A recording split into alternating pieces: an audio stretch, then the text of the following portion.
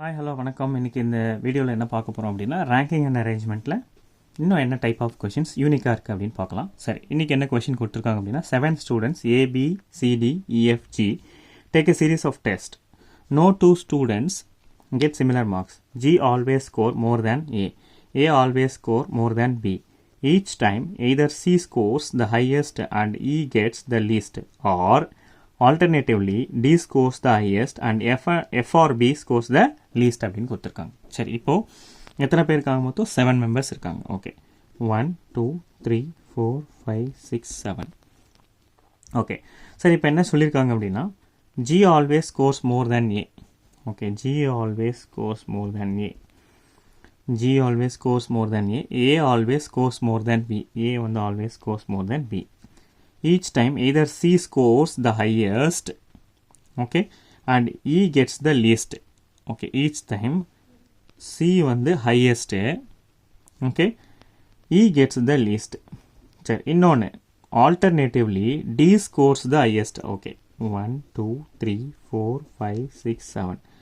D scores the highest and F or B scores the least. அப்போ F or B னா இப்போ இந்த பொசிஷனில் ஒரு பொசிஷனில் F வரும்.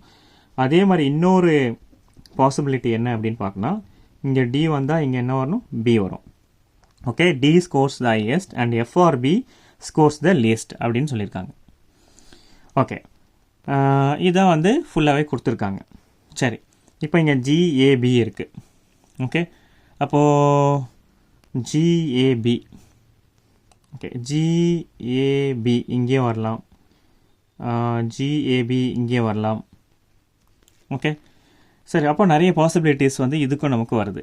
சரி, இப்போ சப்போஸ் இங்கே வந்து கொஷின் கேட்குறாங்கன்னு வச்சுக்கோங்களேன். அந்த கொஷினை பேஸ் பண்ணி நம்ம இதை அரேஞ்ச் பண்ணுற மாதிரி இருக்கான்னு பார்க்கலாம். சரி, ஒரு கொஷின் கேட்டிருக்காங்கன்னு வச்சுக்கோங்களேன். G வந்து ஓகே ரேங்க்டு 5th சொல்லியிருக்காங்க. If G is ranked 5th, G ranked 5th இருந்தால் இங்கே வந்து G ரேங்க்டு 5th இருந்தால், ஓகே, G ரேங்க்டு 5th இருந்தால் who has got